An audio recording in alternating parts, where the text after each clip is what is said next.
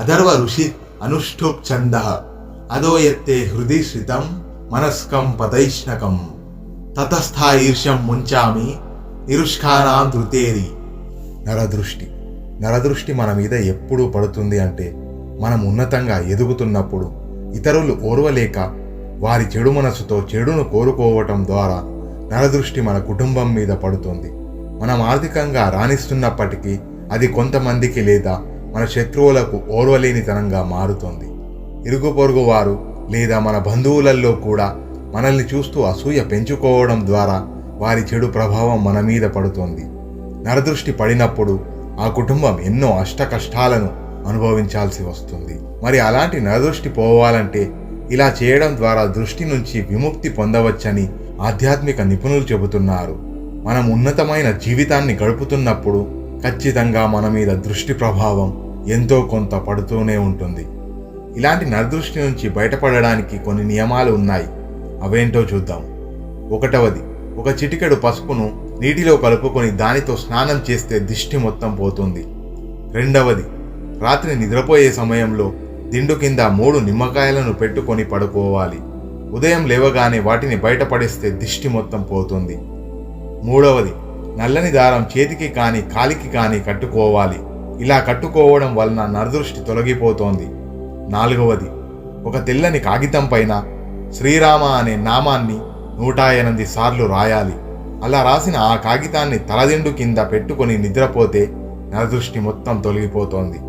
5వది, ఉప్పుతో 3 సార్లు పైనుండి కిందకు తిప్పుకొని అలా తిప్పిన ఉప్పును బయట పారే నీటిలో పడేస్తే దిష్టి పోతోంది.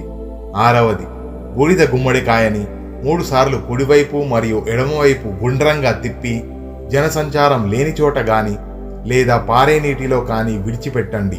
ఇలా చేయడం వలన కూడా సంపూర్ణంగా దిష్టి తొలగిపోతోంది. 7వది, మీరు ఎక్కువగా నరదిష్టి సమస్యలను ఎదుర్కొంటున్నట్లయితే మీరు అమ్మవారి ఆలయంలో ఎరుపు రంగు చీరని అలాగే ఎరుపు రంగు గాజులు సమర్పించండి. ఇలా చేయడం వలన దిష్టి మొత్తం తొలగి బాధల నుండి విముక్తి కలుగుతోంది.